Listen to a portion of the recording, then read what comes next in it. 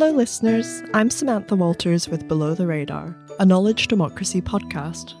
Below the Radar is recorded on the territories of the Musqueam, Squamish and Tsleil-Waututh peoples. On this episode of Below the Radar, I'm joined by Patrick Blenkarn and Milton Lim, interdisciplinary artists and co-creators of Asses.masses, a participatory video game performance that follows the epic journey of a group of unemployed donkeys.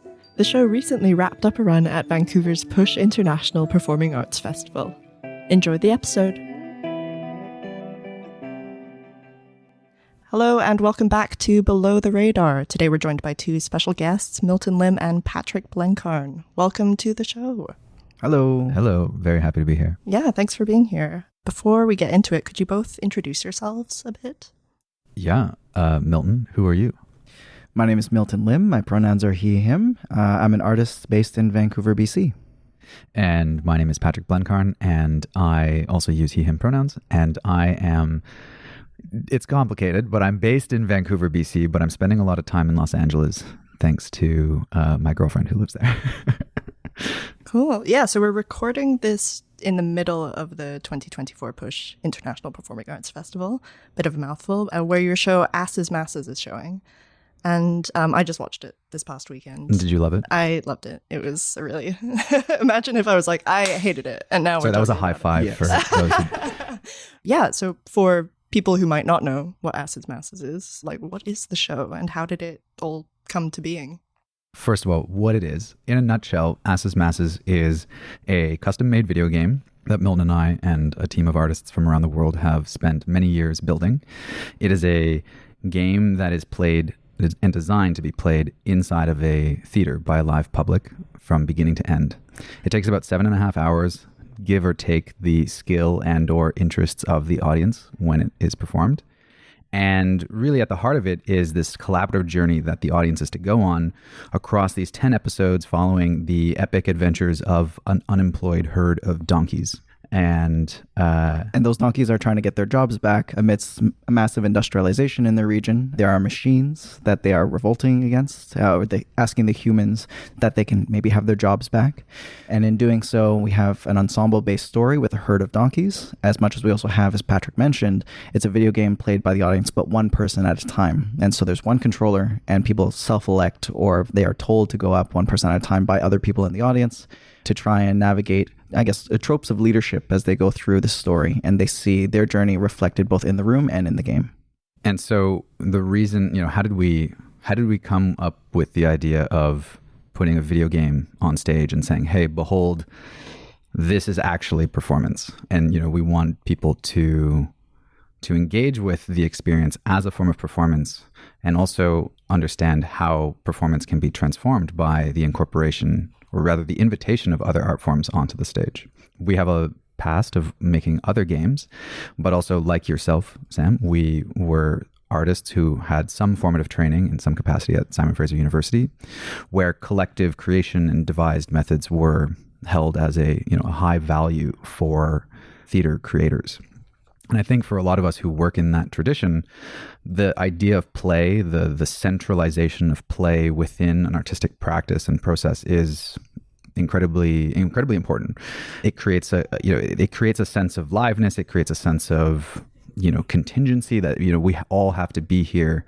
We were there the night that something special happened, and in the way that when you see big sporting events, I've often described parts of Asses.masses like, we don't know how long it's going to take, just in the same way that when you are watching like a boxing match, is the person going to go down in the first round, or are they going to go down in the 10th round?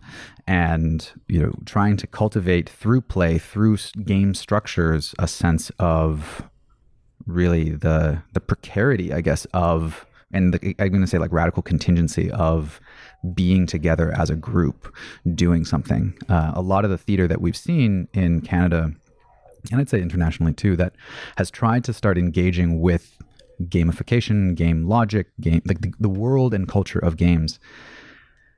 Because of the way that they're importing it into theater culture, they tend to be clipping its wings to a certain extent. We see game aesthetics being recreated, but we don't actually see the principles that really define and shape games being allowed to play out fully on stage. And so that has ramifications on some of the traditions that we associate with theater.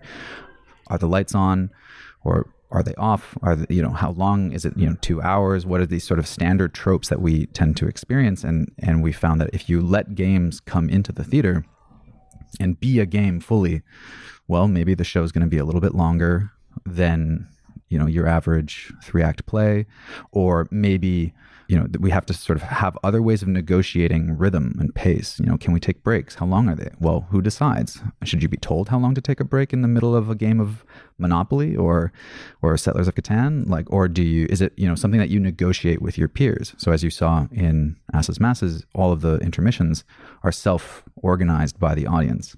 Again, coming back to this idea of, we're not here to tell you how to do this. We're here to create the context for you to carpe diem and seize the moment. So that's the nutshell of what the show is, right? Yeah, in a nutshell, yeah. Yeah, just like all those things, but also like of our practice and of Culture Capital. And so talking about Culture Capital a little bit, which is the trading card game that Patrick and I made, like a lot of the ideas that we have around performance follow through from that into asses.masses, into what the show is. And so this idea of like, what does it mean to participate in something? What is the context in which we play things? Patrick and I will often talk about how putting any game on stage is one approach to making games as performance, but also situating it very particularly in a specific context will allow the game to speak in a different way, will allow it to land in a different way. And so when we talk about asses.masses and this idea of like taking responsibility for one another, to be in a room in which I have to self-elect to become a leader, in a room where we often talk about theater as a site of political gathering. We think that a video game in particular, and the politics, as what we say often, the politics of the basement, where we all share the controller, we take turns, someone has to go get snacks. When we take a break and we want to start again, like someone else has to go out and say, hey, we're starting. All of those things are politically ripe for us in how we imagine the game space, but also the space of theater. Mostly because we reflect upon, in Culture Capital, the amount of times we've gone and traveled to other locations. And in doing so, we learned that a lot of people are saying that their work is doing one thing, and yet at the same time, it's very much held within a certain perspective of what theater should be. And Patrick and I are very much like, what could theater be, right? And I think we saw that a lot during the pandemic.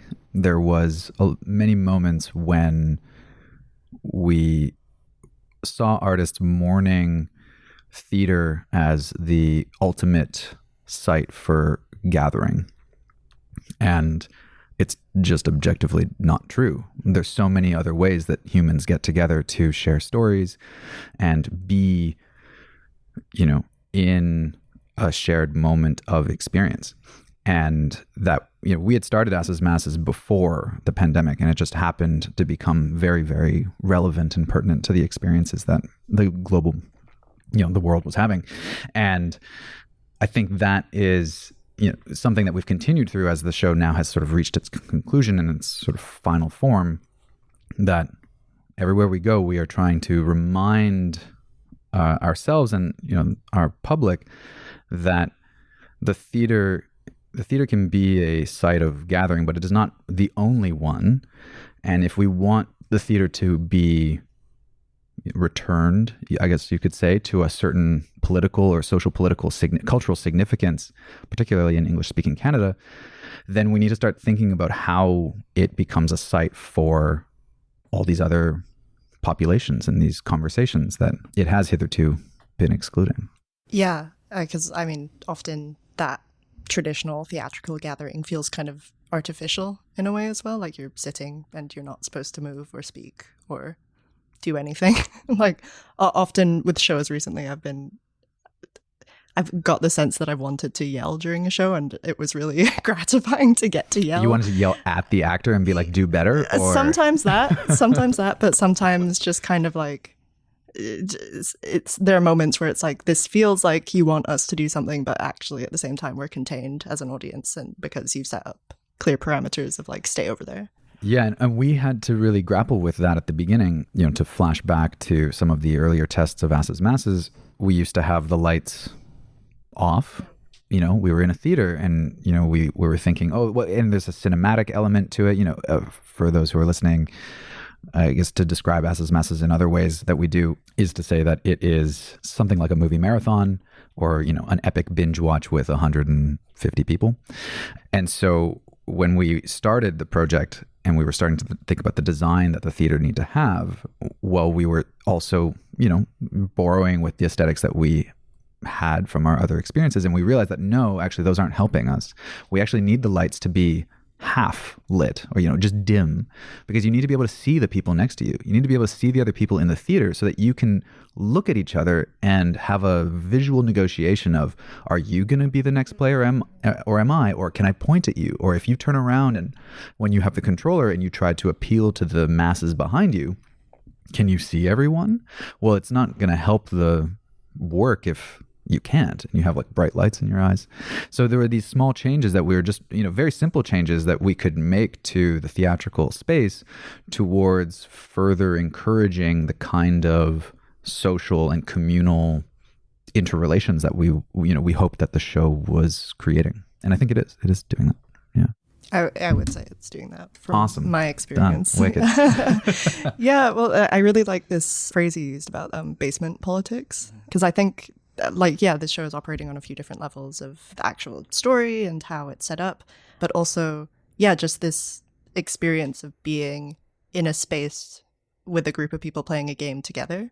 I mean, I know I've spent a lot of time playing video games with friends for a whole day where you're just yelling at them to do something, and it's like, oh, it's over there. You have to look over there. And so it's very interesting to take that and put it in a theater space. And from my experience on Saturday, it seemed like the audience very easily got into that mode of feeling comfortable yelling and feeling comfortable pointing at things. And some people were jumping up to go to the person on the controller. And multiple were jumping up and then they were getting beat to the controller, right? And they would have to then negotiate I'm sorry I got here first, but actually I don't care. I'm still going to play. Well, maybe for anyone listening, it's important to note that many people have come up to us in the past and said, I don't play video games very well. Maybe this is not a show for me. And the honest truth is that participating is also sitting there, is also just being attentive to also seeing maybe you're the one person in the room that saw where that object is, or you memorized what the particular event is, so you can contribute that. And those are just as important, if not sometimes more important, than the person sitting at the front. And for us, that's the gesture towards political leadership is not something where we should all sit in the back and say, that's your job now. But instead, we should all be actively contributing to this person's success in leading us forward. And then at any time, saying, maybe it's my turn to lead us. And so as one of the larger gestures of the show, that's one thing that we hope comes out of manifesting this kind of political gathering inside of the theater, where instead of just sitting there as we mentioned, a kind of very reserved audience member in the dark who doesn't say anything, who just receives. Instead, we can find a supportive and communal inward-looking group that can also move forward as one cohesive herd. Yeah, that makes me think of the history of larger non-Western theater as well, and how it has been a communal kind of thing in the past, or even the famous example of Shakespeare used to people would yell what to do to the characters. Absolutely. And we have had audiences that have responded to asses.masses even like a panto, like an English panto where, when the villain arrives, everyone in the audience boos, and there's these sort of tropes of responses. And I think it's totally available for that to become the language of the night. We've said in other contexts, Milton, that our goal is not to direct the audience how to behave and self-organize, but we want to create very fertile context where democracy might take form, or different types of strategies for collaboration. There's one controller, but sometimes two people decide to go and stand at the plinth with the controller and pass it back and forward. Not really sure why. That tends to be young people, who are maybe nervous about being there up there alone, and they need some moral support. So they bring a friend. They bring a deputy minister with them, and then it ends up taking longer. It ends up taking longer. It's very inconvenient. And then those two people on Saturday, for example, oh my gosh, they just right. So oh my gosh, tell me what you felt. Well, okay, so and why? Also, sorry, but why did you not? Why didn't I not go to depose them? Oh, yeah, okay. That's spicy. Okay. Yeah, I did not cause a coup. So there's a moment in the game where there's sort of a series of puzzles, stealth puzzles kind of thing, trying not to get caught, sneaking around, kicking security guards as a donkey. and also some quite graphic factory meat grinder stuff. Yes. And I think it was at that point where you're trying to save a donkey from a meat grinder. And these two people were up there, and I think it was that situation where someone came up for moral support, but they were taking turns passing the control back and forth, but they were both doing a really bad job and taking a really long time to do it, and it was getting so frustrating.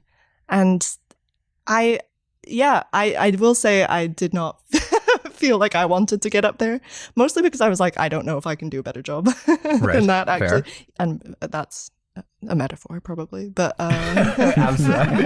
Well, we can take a pause for metaphor and let the metaphors for meaning of that. But that was a moment where sitting in the audience, I could feel the frustration of everyone around me, and it was a great victory when we finally got through that. But the audience for a few minutes was like really sick of those people up there.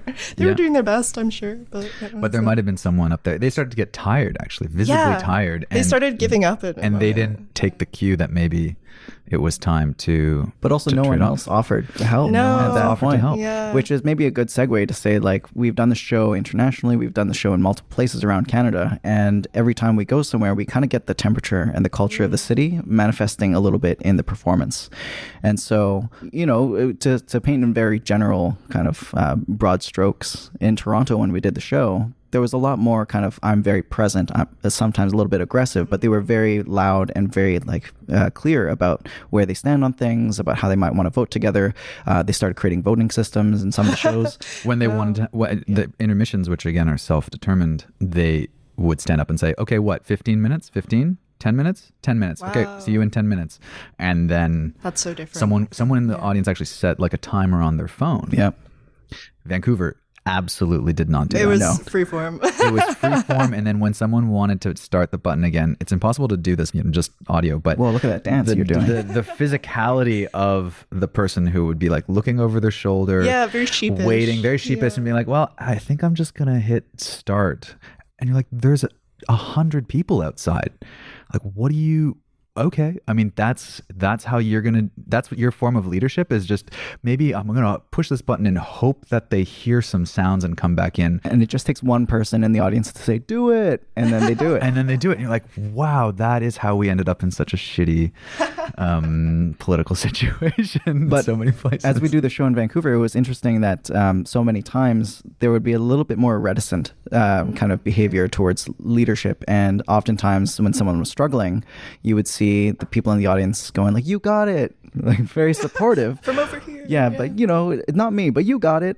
And then there were a couple times in the first show when someone would say, who else wants to play? And the audience would go, no, you're good, and just like keep going. And there's like 80 people behind them. Like the moment on the first show that we had at Push, there was a moment where everyone was cheering, because both of these shows had a moment where people got stuck, like quite stuck. The moment you're describing in the factory, and there was another moment in the sort of southwest part of the mines where you have to do a basic jumping sort of sequence using a platformer. Basic for some people. Basic for some people. And jump, dash, come on. But this person, the whole audience was like, you can do it, cheering. And then they got very quiet because they clearly stopped believing that the person could do it. And they couldn't do it. They had to trade off. Yeah, they did. Eventually, but it took much longer for them to recognize that they were no longer necessarily serving the moment as they had once. Yeah. But I just cut some of the footage from our B-roll from Toronto, and there's an excellent moment in the audience when they're in the same moment with the factory and the button mashing. It was very clear that the person playing couldn't do it. And so we turned around, who else is a great button masher? Is there someone here? Someone else says, me. And they run down, and then they trade off and just like a huge pat on the back saying like, mash. And then he did it the first try. Yeah, it was amazing. So again, every time is different, but we're seeing similar ways that the game is also, like a kind of social acupuncture, showing us, it's pushing these certain types of buttons in different communities. And again, broad strokes about how Vancouverites either do or do not wish to speak to their fellow Vancouverites. And this is a game that, really thrives on, or you become very aware of the fact that you should start talking to people around you. But I also think that kind of meritocracy is not something to take as carte blanche good, right? That, this idea of, oh, there's someone special in the audience who has the special capacity, the hero to sort of swoop in and button mash us out of this problem. It's not a Brad Bird movie. And I think that is something that I hope that you don't leave thinking that that's the solution, right? Sometimes those moments of sitting and struggling with that person jumping their way out of a mine creates a whole special kind of narrative of struggle, of capacity, of, who do we feel like? Are we here for efficiency, or are we here for whatever this other thing is that's emerging? We keep referring to throughout the show, as you may have noted, you're often presented with the options of, do you want to take the long way or the short way? Well, here you are, a group of 100 and something plus people, and spending a full afternoon and evening in the theater, very uncommon, and continually you're being asked if you want to spend more time. Do you want to make this longer? And of course, in English, we often use the phrase to spend time like it's a currency, but other languages, we pass time, or, we experience it differently. And so those often, I think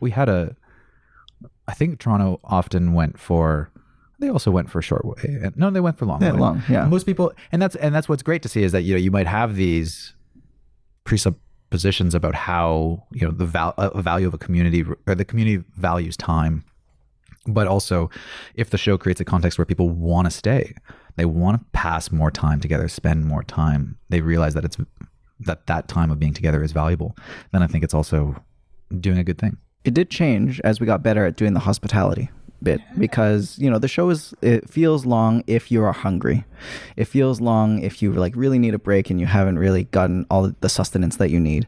And so that's something that we've learned over time to get better at. And so now we have full table of snacks and warm food and dessert now as part of this run.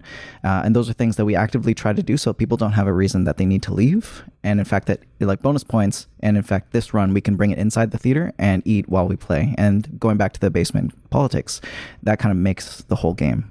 The fact that you can just chill, eat, and then experience this thing, stand up when it's your turn. The kind of divide between the lobby and the theater becomes a lot more blurred. Yeah. What do you think of the food? I was very surprised to get as much food as we did. And I was samosas, ice cream, great. Great. Samosas, ice cream, great. Soup, that's great. all I need. Perfect. Yeah. But it's true, the politic of inviting someone to something and then to starve themselves for 8 hours, that doesn't make sense. Yeah. And when we think about the types of political structures that we have let's just use Canada as an example.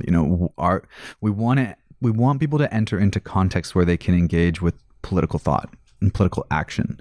And just as a good example, our own government is incredibly poorly set up to accommodate, human relationships. People on the west coast of Canada have to fly back to Vancouver from Ottawa every single weekend. They their families fall apart.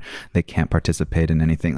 Just thinking about what are the aesthetics that we associate with political gathering and where decisions get made and what we need. And this isn't just an advocation for get snacks into it solves everything. Your snacks solve everything. Yeah. But, if we're going to spend the time together, let's make sure that we meet people with where they're going to want to go, which to be honest is a philosophy that we also use in the game. Of if you're going to go over the hill, right? You want to see what's over there. Well, we as the game designers better have thought that you might want to do that and be there to meet you. Is there going to be something there when you get onto that other side of the hill? Because we want the world to feel full, and we want all of your curiosities to be validated and say yes, this is a legitimate use of your curiosity is valid. Yeah, and that feeds into the duration aspect so much as well. I think I was thinking while watching the show that if this was a game that I had on my own console and I was playing, I'm the kind of person that I'd like to see everything everywhere, explore the whole map, talk to everyone possible. But then I was well, if I was up there, I would feel guilty doing that because I'm taking up people's time. And that's also this question of economy of time. And also, even though I wasn't up there, I could imagine the feeling like a performer suddenly when you're up there at the controller, because you are performing. even if it's just Oh, controlling absolutely. the game. Absolutely. Yeah. Even if you're just button mashing to plow a field. Yeah. You know, like that there is a real stress that people have told us it's stressful. But if you're listening to this and you're like, I really want to do it, don't worry. Like it's also fun. It's also fun. Yeah. Yeah. I will say what felt nice about the Vancouver politics is that people were quite supportive.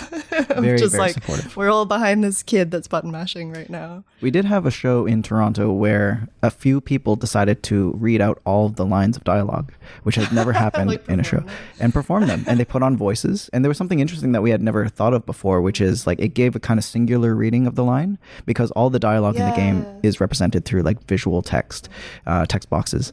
And so when we're all reading that, we have our own reading voices in our head. We associate like old ass has a particular voice for me versus you, but now it's only this one person's voice. And you know, there were musical theater people. Oh, no. some musical theater people, yeah. And then those Long pause. yes, there was not everyone was happy about that in the room, but also at the same time not everyone was willing to like stand up and say please stop very loudly and very clearly to them. But somehow like it kept going through the entire show, and it was one of the most unique shows we've had. We also didn't have the same kind of, not ferocity, but you know, there's a moment in the factory that's complicated. It's sort of the penultimate section to get out of that factory. And in Buenos Aires, when they failed, like some people were like jumping up and down, yelling and screaming, like, because the person wasn't listening necessarily to them. The people who were yelling actually had the right answer, but you know, they kept not listening. And I think that idea of I'm not being heard, so what are my options? You know, we're literally in a moment right now where it feels like, you know, millions of people around the world feel absolutely ignored by governments who continue to fund and send weapons to Israel. And like there's so much outcry of why can't you hear us? Like what is it? Like how many messages do we call? I leave voicemails, I send emails, I go to protests, I go like what do I do? And, you know, so these micro kind of moments in asses.masses where you see people similarly feel like they're not being heard by this person at the front. Well, who put that person there? Or like, I didn't elect that person actually, you know, and that's the case in Canada too. I didn't elect that person, but they happen to be the person who's making these decisions. So how do I respond when it feels like from the get-go, I haven't been sort of seen? And that's really that's a choice made by the person in the position with the power. And so it's been very interesting. And I also think that we talked about this about our democracy talks that we had for the Push Festival Industry Series. You know, we're kind of at tension with the 21st century thought that like we all have platforms, that on social media we all have a voice, and the reality being that we all have voices that are quite siloed. And so when we talk about how we can change things, most times people associate like I just need to put it out there and that'll be enough.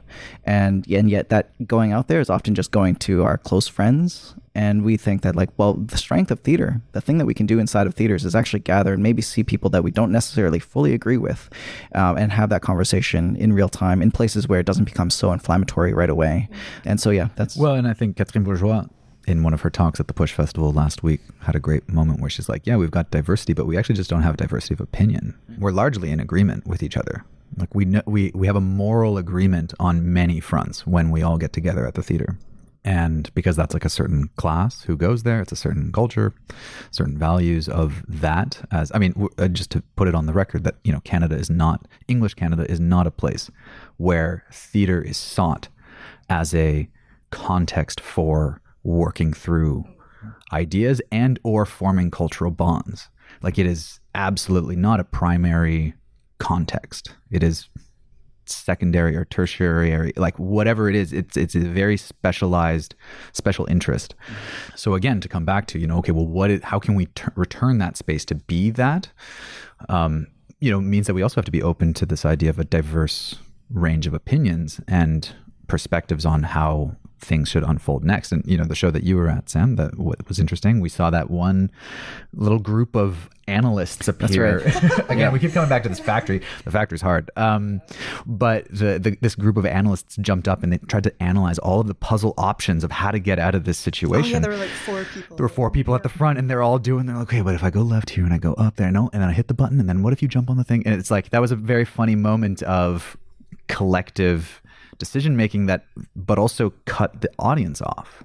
right? Like they became this sort of micro council, A small committee. a committee was Yeah. formed. And again, you're like, yeah, representational politics. Like a committee gets made and you're like, cool, which also is just another way that I stop being heard unless that committee is going to, run through each line and be like, what do you think? What do you think? What do you think? Because for clarity, they were whispering to each other. They were Yeah. not sort of Yes. publicly very like fielding responses. Yeah. Yes, that's interesting. Yeah, that was a funny moment. It would have been different if they said, I'll take the first 4 rows, I'll pull them, and then you take the next 4 rows and go on. And again, to be honest about, is that an efficient way to solve ostensibly a logic problem? Is that a lot of what asses.masses gets into is a question around the value of delegated labor. And, here we are with you, have been delegated the podcast from Am, Next Generation taken over. And that is a very central question that we have in the conceit of the show, that we're going to delegate the labor of the performer to the audience to engage with this problematic that we live in, where increasingly different types of labor are being delegated to machines. So we're trying to find trying to map out a territory where this translation of labor is happening in all the types of different ways, and not necessarily put a value judgment on, okay, well, this is good delegation, this is bad delegation. Look at how it sometimes serves us, sometimes doesn't. And then how one person, once they get the power, well, then they hold on to it and they don't delegate it further. Like that, this sort of flow, trying to think about how asses.masses might visibilize a kind of flow of power and or control over a system, or even like inspiration to the people behind you. Yeah, and I think something I noticed, that I'm assuming people's ages here, but most of the folks that went up to use the controller were younger, and there were some older audience members that I don't think any of them went up, and I wonder, with these questions of technology. There was a blonde gentleman with a donkey shirt. Yep. From Australia. He whipped it off right as soon as he went up to the front. It was amazing. He took off his coat so that everyone could see that he had a shirt with a donkey on the front of it. That's what I meant by whipped it off. Yeah, that's what. So he kept his shirt on. Yes. It was not. It's not that type of show, even though, to be honest, there are moments that are that type of show. Sure. And he played one of the sections, so which is great to see. In Buenos Aires, actually, we had an older woman go up to the controller and was like, I've never played a video game before. That was also the first person that ever played. The very first person who ever played wasn't an older person, but they were in their 20s, I'd say. So old. Old. And they got the controller and then they turned around and they said, how does it work? Yep. Oh, amazing. Which to me is both an expression of incredible naivete and incredible bravery, to see a spotlight on a controller on an empty stage and think, I'm going to go and touch that thing. And so then someone in the audience yells, press X, because they understand what that object is. And then away we go. And there are still moments where someone ends up with the controller and they are not particularly skilled with it, but something in them called them to service. And I mean, and again, to make a connection to our political realities and other places where, anyone can be a member of parliament, technically speaking, and they don't necessarily have to have the credentials to do that very well. But something that we're proud of is that the game does elicit for some audience members the generosity to just give over your experience, to share someone your skills of what I can do and what I can do well. And some people are very good at memorizing details and they can use that well. Some people can speak certain languages. That is used at the beginning of the show especially, where like, okay, well, you know that, but I don't. And so the show itself has, I guess, a culture to kind of generosity for the group, but also in the design of the game, we have in every episode different game genres and different game mechanics that we use. And that's a very deliberate thing that we do because not everyone is good at all games. And so at any given moment, someone might have to switch off. And then we also have episode structures, which means that, you come to the end of a narrative arc and that's another opening to hand over the control to someone else. You change character. Yeah. It's another opportunity. Yeah. I was playing as this donkey for 20 minutes, but all of a sudden the story is now, repositioned to be from the perspective of this other donkey. Again, if you're feeling like you're in tune with the narrative, you might feel like, oh, I shouldn't continue because I was that donkey and it's now time for someone else to to be this donkey. Doesn't always happen. Doesn't always Sometimes happen. people don't listen to the group. They kind of feel like it's their turn to play. We don't see as often as we, I think, would like someone saying from the audience, "It's my turn." It's often like giving control over. Maybe that's the politics Or of theater. can it be my turn? Sure. Yeah. But yeah, Canadians were nice. We have the stereotype of being nice, giving someone their time. There's the understanding that as the performer, you don't interrupt their performance. And so all those things are at tension with the game, and doing it in different places, in different contexts, both culturally and also like architecturally. Like we're inside of a theater that comes with different rules. But if we were to do it inside of a cinema, that would be different. If we did it in some sort of like empty art gallery, also different. If we did it in someone's basement, very, very different, right? Yeah. So to turn to the donkeys. What is it about donkeys as like the chosen vehicle for the show?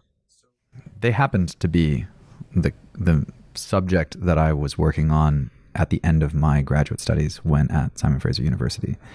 I had done my MFA degree there and was interested in representations of knowledge, and was looking at books as an object, as an artifact, and as a kind of a problem.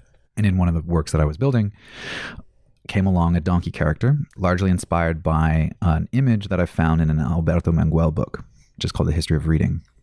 And it was a woodcut from the 1500s, where a donkey is teaching a group of students. And it was a satirical image to represent the state of education in that era. So I started thinking about, the donkey is an interesting antithesis to the image of knowledge, right? Because it's put in the place of the teacher. But it just takes scratching the surface a little bit to realize that actually that's just a gross misrepresentation of the animal's behavior.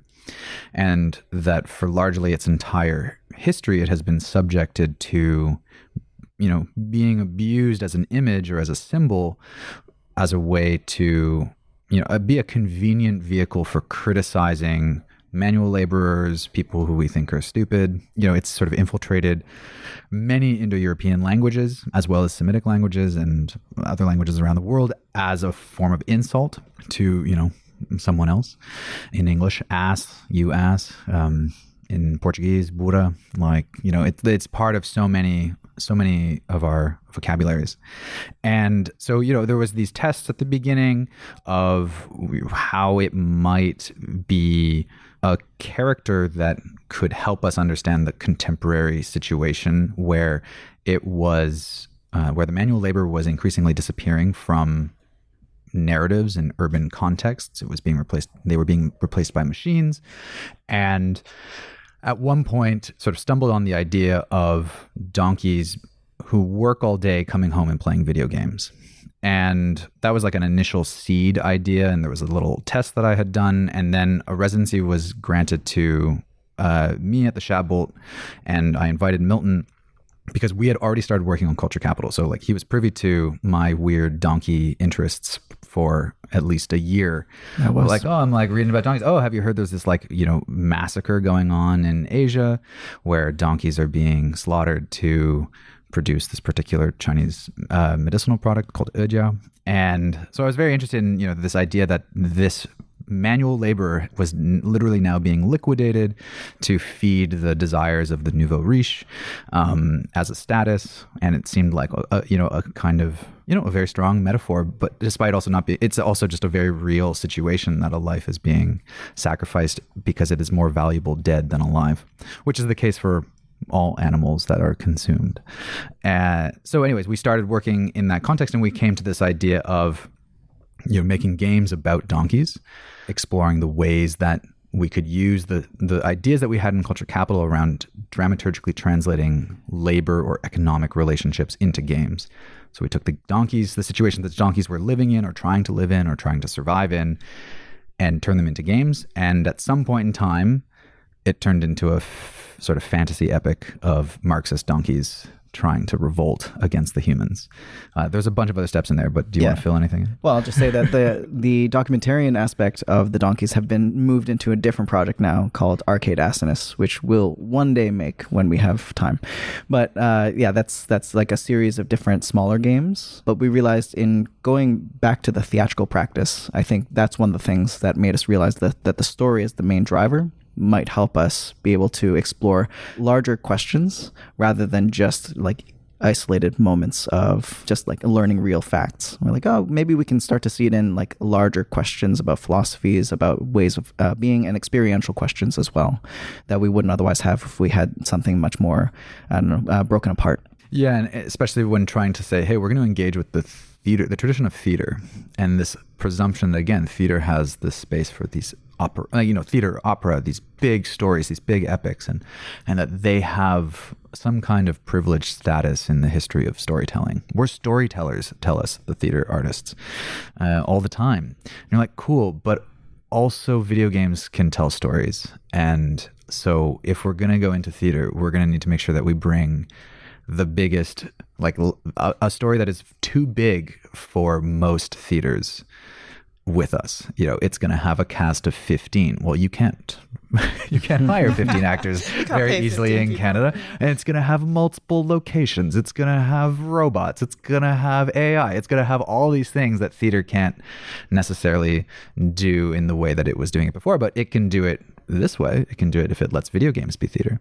I think we should also say that the donkeys, we were interested in this idea that for a lot of us, we were laboring all day on computers, and we'd go home, and in our off time, we would then continue playing on exactly the same machine. And that has become a globally shared experience through for so many people throughout the pandemic. But for us in 2018, 2019, when we started, we were really thinking about what is the significance of that which is produced through, for example, virtual farming. It's a carrot. It's a virtual carrot. You can't eat it. So what is it? Like, why did you make it? What is it putting into your world, or what is it feeding? What is the other thing that it's feeding? And again, that sort of was a shared context, imagining these donkeys who had to work all day, and it might go, if they got time off, would they play with a plow? And starting to blur this idea of work and play, and all the ways that we are, be encouraged to both make work a place of play and consider play to be something that should be outside of work, the kind of capitalism structure that has consumed the very idea of time off as a place for self-betterment. And, like, oh, in your spare time, you should learn something so that you can be more productive and more valuable in this particular economic. Well, prior to recording, we had talked about Animal Crossing, which is a very funny parallel to a couple of the things, but also like Tom Nook as a character who is like, for context, it's this raccoon, right? Tanuki. Thank you, Tanuki, who for the precision, thank you. Very different. Yes. Actually, just to say, Pompoko was very important to the studying in the research phase for asses.masses. Watch it. Isao Takahata's Pompoko. Back to Animal Crossing. So Tom Nook, it tells you like, hey, welcome to my island. Also here, please build your own house. Okay, perfect. Now that you've built your own, and now pay me for building your own house. Now also build other people's houses and pay me for the materials and everything else that you need. It's quite a jerk. The Tom Nook discourse is intense. It is. Online. And then we haven't even touched on the radishes. Oh my, the stock market? Stock market. They built a stock market into the game. And so for anyone like me who actually has never played Animal Crossing and has not been abused by this Senor Nook, but you see, like, it's that relationship and that sort of transformation of economic relationships we see it in all kinds of different contexts. And so that was as we started asses.masses, trying to think of like, what was the story, just to have it on the record, something that was very fun in the development of asses.masses was that at the beginning, they weren't actually protesting to get their jobs back. They were trying to get better work conditions. We decided somewhat early on in the process that it might be more interesting for them to be a little bit more politically compromised, because in terms of this difficult position that I think we're finding ourselves in, where conservativisve and our spectrum is totally blurred in terms of who wants what and why, and whose return to more conservative values is politically supported and whose return to conservative and more domestic values is being deemed, unvaluable or like problematic. So we sort of created this whole religion that these donkeys have around work, that they had been domesticated for 7,000 years. And so how could they remember a time before work? And you see this play out in, one of the characters, Sturdy Ass, who champions that, one day we'll get to go back to the way it used to be. And her greatest wish is for her child, the foal, to have the opportunity to toil in the fields like she did. And the foal, who are the first to be born into their world without work, doesn't know what it is and doesn't understand why she should love it. Like, why should I do that? And all the stories that my mom tells me are, that it's supposed to be this great thing, but I don't have any examples actually. And I don't want it. I just want to play rocks. I just want to play rocks, or I want to, jump around and play. Yeah, I mean, maybe we'll tack this on to the end in case people want to avoid spoilers of the show, but we can talk about the story. Yeah, totally. Let's get into it because, I don't think I think we can do our best to avoid the big spoilers, whatever those which are. We all understand what they are, yes. right? Yeah, okay. We'll play a buzzer if you say something where it's like, or maybe we could actually just redact it at the end. So it is just like, we'll like do beeps. So. Just do beeps. Unintelligible conversation. So this is the end of the part where it's understandable. So yeah, the story. How did you feel at the end? I was not expecting to be so emotionally invested in the donkeys. Let's not cut that line out. Yes, we'll keep that. We'll keep that for marketing purposes. And you're not the only one. The number of people who came to me during the intermissions, because we hang out and we were there to just meet people and talk to them, and said, I actually only thought I was going to stay for 2 hours. Mm-hmm. Even though it said you should stay the whole time, they had the gall to tell me that I was only going to stay for 2 hours, but I'm so invested right now and I've actually canceled my other thing today. And that's something to be said about like the emotional attachment that one has to a character that you've known for like maybe an hour in a show is one thing. But then for anyone who like loves reading books or like they love serialized narratives, or anyone like myself who's played a video game for like 60 hours, and the amount of time I've spent with certain characters, Cloud, Tifa, Aerith, like I can name the list, and my relationship to them is fundamentally different from one that I've known for, they're basically a stranger. And so there's something to be said about a narrative over 7 hours. Like you keep going deeper and deeper with those relationships. And that's something that we knew as we were writing the game, that like we had to make something that didn't just have like a side character that just never comes back, but instead this is an ensemble story. It's going to be something that we're going to have B characters become main characters. And that really gave us a lot of fodder to go back and forward on like trying to find other forms of storytelling that usually theater doesn't have space for. Yeah. I mean, I fully cried over Trusty Ass. Like at the end of episode 1? Yeah. Or in 8? Oh. At the end of episode 1. That's early. Okay, I was in the first hour. I was in folks. Well, because like the entire first episode you're basically playing as Trusty Ass. And then suddenly you and you're like suddenly something happens to you. And there's also like the spiritual element of it coming in. It's suddenly very visually and aesthetically different. Yeah. And like the whole spirituality system I was so into as well, of just like it reminded me a lot, of The Good Place, like the TV show. Yes, you know what? So the dramaturg with whom we have worked on this show, Laurel Green, and co-writer, she loves The Good Place. Yeah. And that is one of her examples. I use Plato's Republic on the same level as The Good Place, and then she uses The Good Place, which they all definitely read Plato's Republic. And just thinking about, we're thinking about cycles of regeneration and reincarnation, and which in the story of Asses, for those listening, is called reassignment, because we've tried to work the word ass into pretty much absolutely every core concept of the show. Yeah, and ass related things like butts, bums, whatever you could. Which this is a sidebar moment to say high art, low brow, or low brow humor, high art. Yeah, we go low brow, high art, and just like it's for the people. Yeah. Yeah. And the reason for that is that there are judgments historically that have been made against donkeys, namely their ass is a homonym for butt, but also video games have also been subject to a kind of, what did you go, like a smear campaign for decades. I'd say it exactly that way. That that they were always vulgar, of the people, stupid. They would like melt your brain, like these types of stereotypes really were just another way of undermining the, let's say, intellectual capacities of both, of a form to tell stories, to be complicated. I mean, it's math. Like, how could you tell people that it's like it's just straight up math? So I feel like there is a really beautiful parallel. They're very different, but there's a beautiful parallel between the way that video games have been treated in their lifetime and even just maybe games in general, since the days of them being, necessary components of military training, like Go, and donkeys, that they also have, these sort of similar generational smear campagns. Yeah.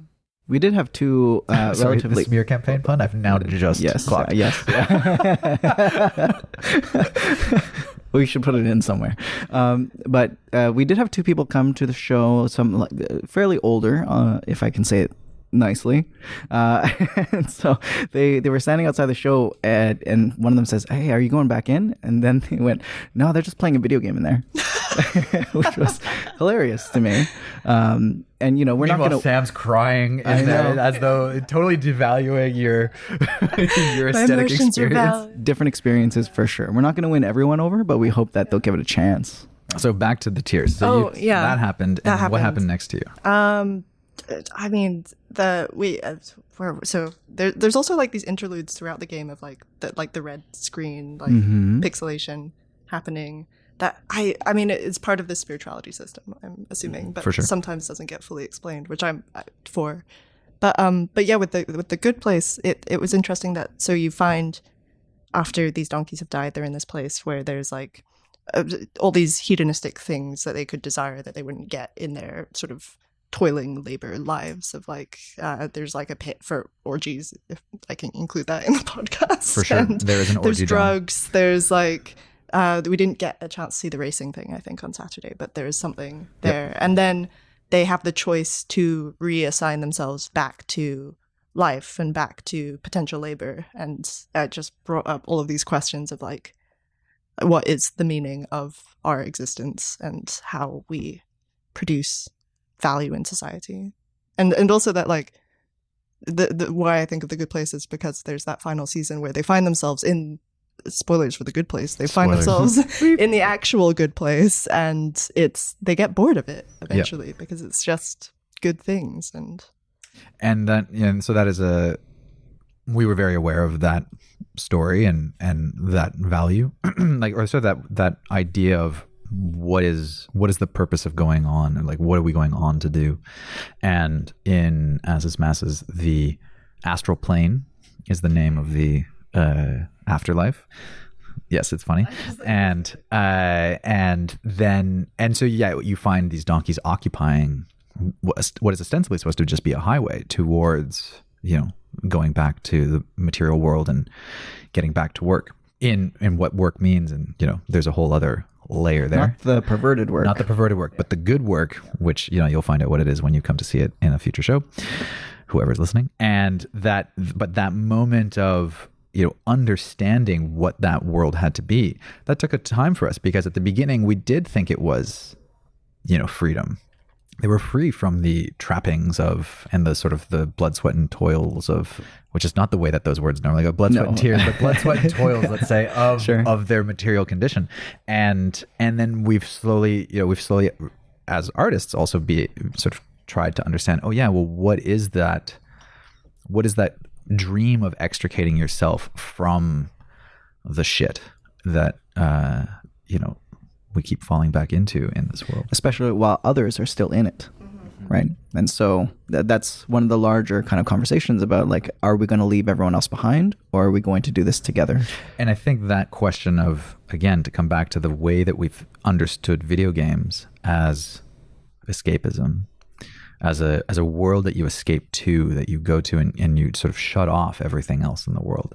That was part of our earlier conversations as to what that, what is that space? What is digital space? That afterlife moment that we're talking about is in 3D, as opposed to the vast majority of the show, which is in 2D, borrowing aesthetics from Pokemon and that generation.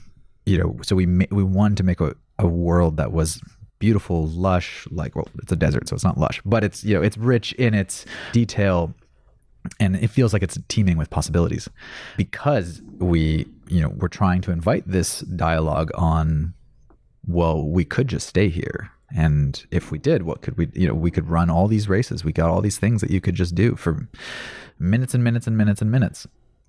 And yeah, hopefully, I mean, it sounds like that landed for you. Yeah. And that's making me think that it's interesting that when, at least my experience on Saturday with our group was that when we were in that space, we were like, no, we have to get back to the other space as quickly as possible because the donkeys need our help over there. Which is great. And, so if you don't feel swayed, maybe we go back to the writing room and we try to sway people more, or we to stay in the. Yeah, but at the same time, we have seen people like arrive and say, let's go. Like, I think the first time we ever played the astral plane in a public context, they just ran right down the middle and right out the other end. Oh. Yeah. They didn't even touch anything. And here we are in the back of the theater going, that's like an hour of content.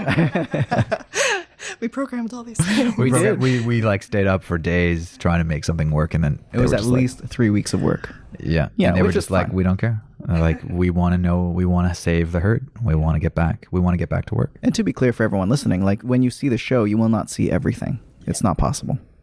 Yeah. And I think, certain people will always ask, could it have been different? Could it have unfolded? Did my choices matter? And that is something that has been a really interesting conversation for Milton and I throughout this process, because we're looking at different ways of choices and what you're choosing between. And for us, those matter because a lot of it is about not necessarily creating branches in narrative, but creating the version of the narrative that's here tonight in this theater. So how does this character respond to this other character? Do they use these words or do they use these words? Are they sharp or are they gentle? Are they, so there's a certain amount of flexibility of who the characters even are through that kind of input. And it's not just about saying, I want to go left to this world or right to this other world, and we're going to build, totally different stories.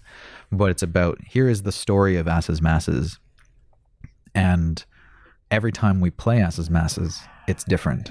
But like any great epic poem, it's told differently, but it also arrives at the same, like conclusion, right? My example, because it's just my background, is that Odysseus always comes home at the end of the Odyssey. How long he stays on the island, or how many of his comrades get eaten by the Cyclops, that might depend on who's telling it that night. And that was a real way in for me to understand the sort of ways that video games can breathe. That, Milton, when you play some of the games that you play and you want to make sure you get a cool haircut, or you want to always have, it's important. These like very specific things. It's like, right, when you're creating that story, you're able to spend, when you sat down to tell the audience about your journey through, what game is that in again, that you do the haircut in? Fallout.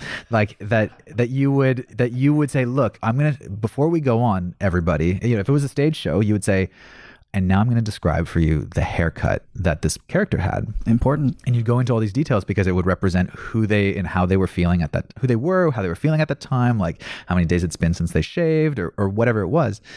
You have that license, but the end of Fallout, you still reach that moment, but the flavor is very, very specifically shaped by your decisions. Yeah, we took from quite a few other games in terms of like inspiration of what they've done. I will note down Kentucky Route Zero as a very important game that we had played in the development process by Cardboard Computer, and something in the episode 1 or act 1 that they do, which is super smart, is dialogue options, but they don't always make a difference. Sometimes they do, and that's something also in our game. Sometimes your dialogue changes are for branches inside the game. Other times it is for explicitly something for us to understand more about the character. So as we were writing, sometimes it became clear to us that we didn't always have to have 2 different, I guess, story chains, but sometimes we could represent all the things that the character's thinking and represent their perspective, who we're playing as, through the different options that they have in front of them.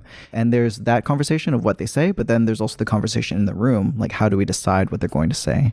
So in Kentucky Route Zero, you can name your dog right at the beginning of the game, and it doesn't really make that big of a difference, but for you become so much more attached to this character because you name them. And we also do that inside of asses.masses. Yeah, that's a great example of how do you visibilize thought. And so for anyone just, looking for tactics in whatever they're making, those dialogue options, you can't pick all of the options, but you're given the information that this character has 10 responses maybe to this situation. All of them tell us about how their character is, right? They're all valid thoughts, and like us, we're complicated people. Like we get multiple impressions of, oh my god, there's 6 things I could do, and those paint a version of my way of responding. And just additional information that because even though asses.masses is 7.5-ish hours, we can't tell everything that we want to tell. Like it could be so much more, it could be so much longer. So we're also looking for areas to sort of add in additional information to round out characters, for sure. Yeah, it was funny leaving the show, and then I had the moment where when I play games, I like to go on like the wikis or whatever and like see the different options and like where see did how you go? Well, I didn't know where. I went to the accessibility guide because Okay. Yeah, because I was That's like, super does funny. this like I was curious like, oh, there's the zoo versus the circus thing, like Yes. what happens in the zoo, because you've written out the plot basically. And I was also curious, like, are there any other endings? Like, what else could have happened? Or and it was funny. I had a desire to like, oh, I wish there was a Reddit forum for this that we could all talk about. Do you want to start it? Let's start. It'll be like, Actually, it would be very funny to. The very first show. It would not be the first time that asses.masses was mentioned on Reddit. Really? Yeah. Because we did a version of episode 1 and 2 that were totally rewritten after, but we did it in a 300-something seat theater in Kelowna in February, on the weekend before Canada shut down. Yep. And in 2020, we remember seeing someone had posted the listing for the show with the description of the show, and there was a Reddit comment on it that said, I'm pretty sure this is just art speak for playing video games with your friends. In your basement, I think is what they said. I don't think they said the basement. I thought they just said, well, maybe that's where that whole phrase came from. But it's fancy art speak for playing video games, because we had a very art speaky way of trying to justify what we were doing at the time. And so yes, if you go to Reddit and you search it, I think that might still show up. And they got it. They understand. And they understood. They called us on it, and you're like, that's absolutely what it is. You could use that as marketing. Yeah, totally. Reddit user so and so. Isn't this just art speak for playing video games with your friends? Yeah. May or may not Like those be in a ironic basement. marketing techniques. Yeah, which like you see on Oatly. Mm-hmm. Yeah. Yeah. Sure. Yeah. I like that the references in this interview span from like Plato to Oatly. Sure. Hey, I think whoever's writing the Oatly box, they could have worked with us on asses.masses. I think they get it. They're real. Is there anything else that you wanted to talk about? Well, we should say that asses.masses is touring. It is being translated into French starting tomorrow, actually. Yep. And it has already been translated into Spanish, where it premiered using that Spanish translation in Buenos Aires, and has toured to Mexico City and Halifax and Toronto and Kingston, as we've mentioned. We have one more show here in Vancouver. This recording will come out much later than that. But so you missed it. Possibly before upcoming shows that we're going to have in Bristol, United Kingdom, and Montreal, Quebec. And then we'll also have shows in the near future in Ireland and hopefully other parts of Europe. Just to place it in time, if you're listening to this, our shows in Bristol and in Montreal will happen in May. May 2024. That's right. So in case you listen to it in 2028. And that's the beauty of archives. Yeah. So, if the show is constantly evolving, we're always, interested in, like, we keep it open. We like draw a little bit more. We fix a little bit more here. So if you've already seen it once and you find yourselves in those places too, come and find the pixel art that we've updated and or see like new. I think episode 4 might actually be different than what Sam saw by the time we get to May. It'll be just different. So Yeah. Also, we're pretty friendly people. If you just want to reach out to us, Instagram, find us on the socials. Just let us know if you have any questions. Like we love chatting about these things. So if this whole conversation really sparked something in you, reach out. Yeah, you can find us at asses.masses. And I think in the show notes, maybe there'll be links to our respective websites as well, patrickblenkarn.com and miltonlim.com. Yeah, those will for sure be in the show notes. Wicked. Love the show notes. It's been so great to talk to you. Thank you. Thank you guys for coming in. And yeah, hopefully we see some of these listeners. Obviously, we don't know what your faces look like at this time, but... And you don't know what we look like either. Don't know what we look like. But Google. Meetings are still possible. Yes. Until then, never forget. Ass power. Excellent. Below the Radar is a knowledge democracy podcast created by SFU's Van City Office of Community Engagement. Thanks for listening to our episode with Patrick Blenkarn and Milton Lim. Check out our show notes to find out more about asses.masses, including upcoming performances. If you would like to support our podcast, you can donate at the link in the description below. Your generous donation will help support the podcast's activities and associated public events with SFU's Van City Office of Community Engagement. Thanks again for listening, and we'll catch you next time on Below the Radar.